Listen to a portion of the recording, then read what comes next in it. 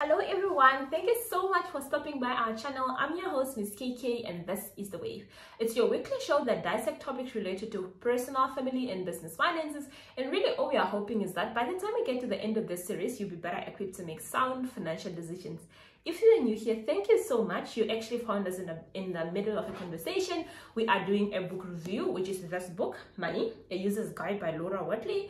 And this is our third video. We've already done 2 videos. So if you haven't checked them, please go on our channel and you'll find the other 2 videos. And if you're already a returning subscriber, thank you so much for always stopping by and sharing our videos with your friends, right?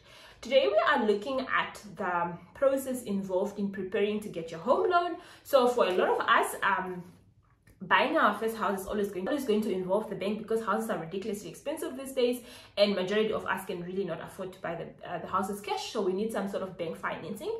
And the first stop really to think about is whether you are going to be required to put up a deposit or not, and this will be determined whether you are a first-time or second-time buyer, or and what country that you live in. For a lot of countries, first-time buyers can actually take advantage of zero deposit, and for other countries, maybe you may be required to put up a deposit even if you are first-time buyers.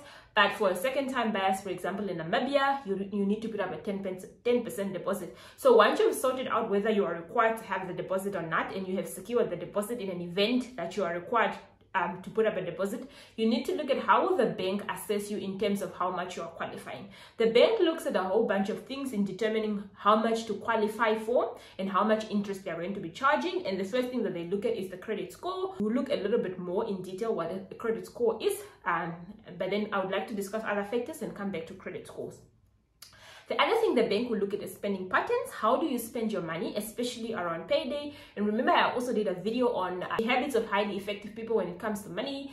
And one of the things is, how do you spend your money? Are you that type of person where payday comes in, all the debit goes off and the account is already at zero? Are you that person that spends, regularly in, smoothing over the whole month such that at any point in time, there's still 1,000 left in your account? So that's the spending pattern.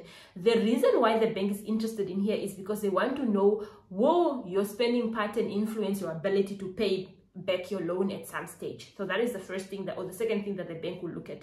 The other thing, they will do an analysis of your bank statement, and generally they will ask you for a 3-month bank statement. Here they are really wanting to get down at what are you spending your money on. They would analyze and look at, this person pays rent here, depending on the referencing that is on your bank statement, pays the rent here, maybe do online gambling here, pays a loan here, has a few debit orders. So that's the reason why the bank request your bank statement, and three months is enough for them to actually establish a pattern. So if you have a once-off cost in another month and you don't have them in the other 2 recurring months, it will give the bank a basis to say, okay, in this case the person might have spent all their money in the first 2 weeks of payday because they had this one lump sum that went off their bank statement, but when you look at the subsequent 2 months, this lump sum is not there, so it was perhaps a once-off cost and we don't expect it to recur. So that is the sort of information that the bank is going to be looking at when analyzing your bank statement. And number 4 is they are looking at your existing loan commitment. So what they will generally ask you is to know, they will complete the checklist, but will ask you a series of questionnaire, and one of it is actually, how much debt you already have. Do you have a car loan? Do you have a credit card? Do you have an overdraft? Do you have a payday loan? They will look at those loans because those are already fixed commitments, and they need to squeeze themselves in light of those commitments and which ones are coming to an end. And some of them might actually offer you a debt consolidation.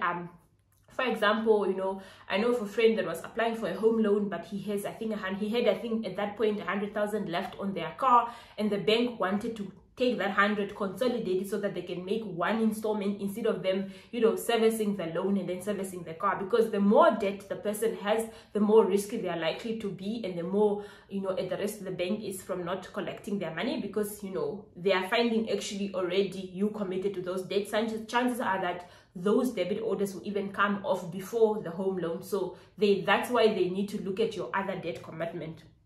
And then Number 5 is they also look at fixed commitment. Fixed commitment is, do you have a rent that you are currently paying? But the rent is not really, a big thing, because majority of the time, if you are renting and you buy your house, you're likely to move in your house, so that the rent is likely to fall away. But perhaps, do you have, maybe say you took out you are paying for your siblings' schools, or siblings, I don't know, sport activities, whatever. So those things are likely to be committed, and you are not likely to get out of it. So the bank needs to make sure that on top of your fixed commitment and on top of your home loan that they're about to give you, you are still going to be able to afford that. Fixed commitment, the reason why they need to look at fixed commitment is because they generally cannot be cancelled within a short period of time. It's not like discretionary spending where I, give my mother $100 here and there, or I give my sister $100 here and there. Fixed commitment is every single month I've committed to maybe a savings, or I committed to do this, and I can't cancel it. So that's why the bank is interested in that. And they also look at payslips evaluation. On top of you submitting bank statement, they will also ask you to submit payslips. And really, payslips, they're wanting to see how much do you earn. Do you have any deductions that are, how much gross income do you earn? How much are your deductions? Are some of the deductions about to come to an end? Do you have maybe someone who has taken a garnish on your salary, such that there's a debt that is pulling directly off your salary? And how much are you netting, and how much is your disposable income before you even go and take into account your personal expenses? So payslips are really to establish your earnings and establish your commitment that may not be evident from other information that you have given them. And overdraft history, that is another thing that they look at. How is your account likely to be an overdraft? Remember, in yesterday's video, we said it's either an authorized overdraft, i.e. you've applied for the overdraft and you have it in case you need it, but you also have an unauthorized overdraft where your account just happens to be in a minus, because by the time the bank maybe came to get their monthly fees, you didn't have enough money in your account. So those are some of the things that the bank will need to look at. And most importantly, which is the last bit on this list, is the bounce payments. So bounce payments really have a negative impact on your credit score. So you must try and avoid bounce debit orders at all costs, because some banks will just turn you down, or they'll give you, a penalty period to say come back after 6 months and we'll reevaluate. If none of your debit orders bounce in the next 6 months, then you will be able to give you financing. But remember that when you are getting a house, you might have gotten a good deal, and that house won't be on the market for 6 months. So you really don't want to get yourself in a situation where 6 months is what the bank is giving you before you can actually apply for the home loan. So what the author would advise, not what I would advise, because it's not my thoughts, what the author advises, in light of a few things that the bank will look at, you need to make sure that you don't do things that the bank is going to disapprove. So for example, you don't want to have references on your bank statement, even if it's just jokes. You know how when you make a payment, especially when you are doing it via internet banking, you can write whatever you want, or via the banking app, you can write whatever you want to write. I can write, screw you, or I can write happy birthday, or I can write whatever. So if your friends are sending you money and they're saying money laundering, or they are saying terrorist, such things the bank will disapprove, and that may just make or break your loan process. So avoid things that will lead into your loan being disapproved because of jokes. Or you might be doing online gambling, etc., and the bank is thinking this person has a gambling habit, and therefore we are not giving this person. So if the bank can see such references coming through your bank statement, it's likely to hurt your affordability amount, or if not disapproval. And lastly, the bank is also likely to take in events into consideration that is likely to affect your affordability in future. So if I was looking for a loan 6 years ago, right, I would have been looked at as a young professional, no child, no marriage on the horizon, no commitment, and I qualify for X. But if I were to go and look for a loan now, they're probably gonna say, okay, newly wedded, likely to give birth in the next 6 months, likely to have school fees in the next 6 months. How is that going to affect your affordability? So there are events that are most probable that is going to happen that will have an impact on my affordability. So the bank cannot turn a blind eye on it. I'm not saying they're discriminating against women. It's just common sense to say this person's affordability is not going to be the same, but maybe they can ask you, are you planning to have kids in future? They won't just assume just because you get married, you're going to have kids. They're probably going to ask you such questions if you do indicate that you just got married. Okay, so now let's look at the credit score. The credit score is really just how is really the bank assessing how are you likely to pay them based on what you've paid other people in the past that they have given you money.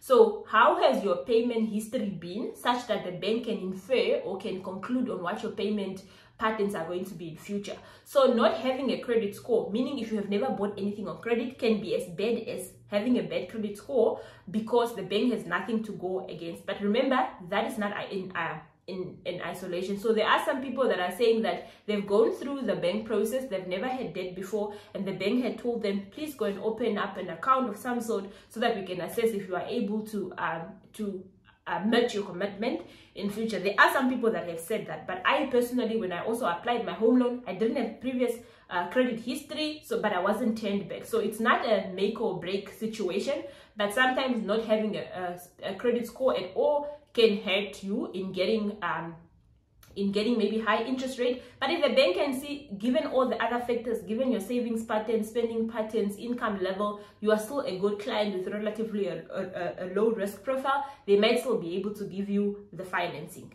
And in terms of building a credit score, you might maybe want to go and take a credit card and make sure that you service your credit card on time. You might maybe also want to take an overdraft and make sure that you actually do stay within your limit, and you are just doing it to make sure that you are building some credit history. But don't go overspend. Don't now go and open a credit card plus a clothing account because too much of that isn't going to really do you any good. So you need to make sure that you're not taking too much of everything.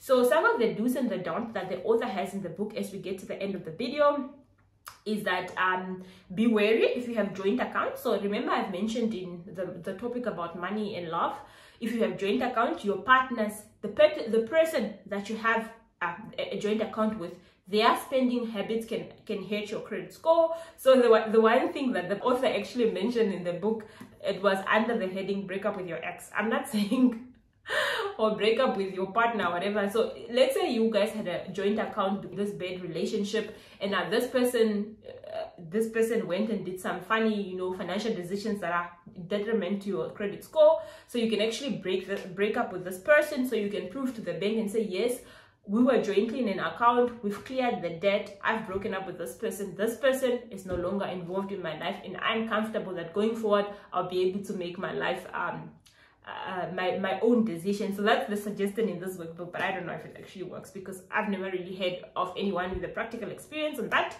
And then make sure that you are paying your bills on time. You are not, you are not letting your debit orders bounce. You are not racking up too much bills. For example, you must pay your municipality bill, and you don't wait until you are saved with a notice for them to cut your electricity off, and that's when you run to go pay your debt. To make sure that you pay your things on time.